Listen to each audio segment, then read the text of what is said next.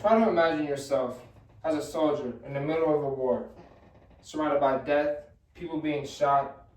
Would you be scared, afraid? Would you want to shrivel up and cry?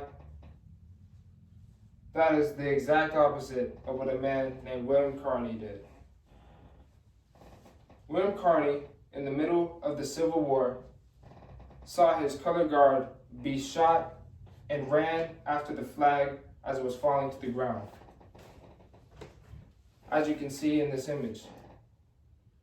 William Carney ran after the flag and held it in the air, giving the enemy his location, and was shot multiple times. In the middle of this war, being shot multiple times, you would think that he'd be scared. But no. As the rescuers picked him up, he refused to let go of the flag and continued to hold it in the air. And because of this deed, he was the first African American to win the Medal of Honor, as I read in Army.mil. He is not only important to African Americans, but to America as well. William was born in 1840 in Norfolk, Virginia, to two former slaves.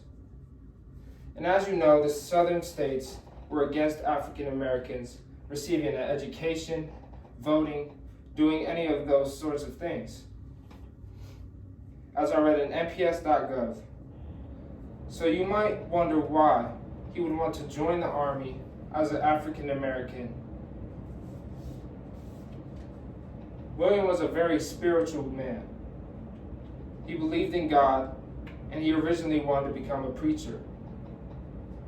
But the Lord spoke to William, and he told him that being in the military would be the best thing that he could do to serve Jesus Christ and the Lord.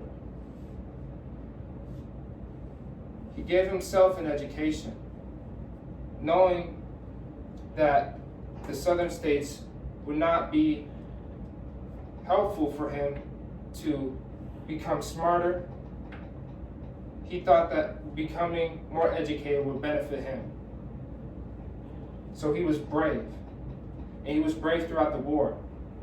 As I said, he was shot and did not give up. He did not die. He did not want to give up his life. He stayed strong and he survived. He fought for the 54th Massachusetts Voluntary Infantry Regiment. And he was also alongside Frederick Douglass's two sons. He was brave throughout slavery as well. His mother and his father were both slaves, and his father snuck him and his son all the way from Virginia to Massachusetts, and he left his son there to go get his mother.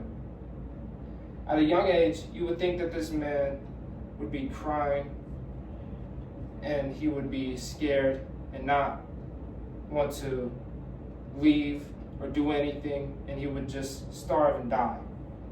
But no. As a young boy, he survived and he was brave and was reunited with his parents.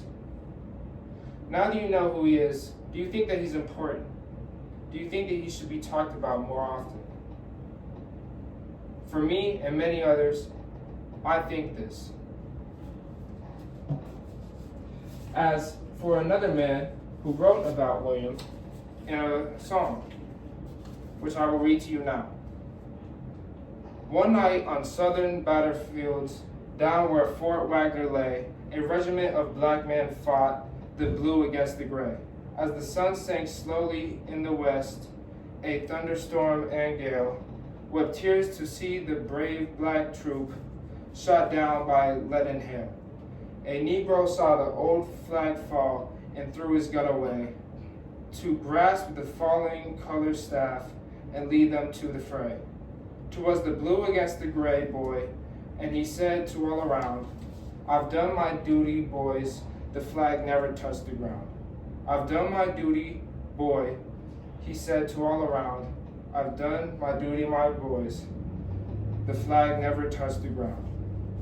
Around the dead and dying lay, he reached the parapet. The old flag never touched the ground, as kneeling he held it yet.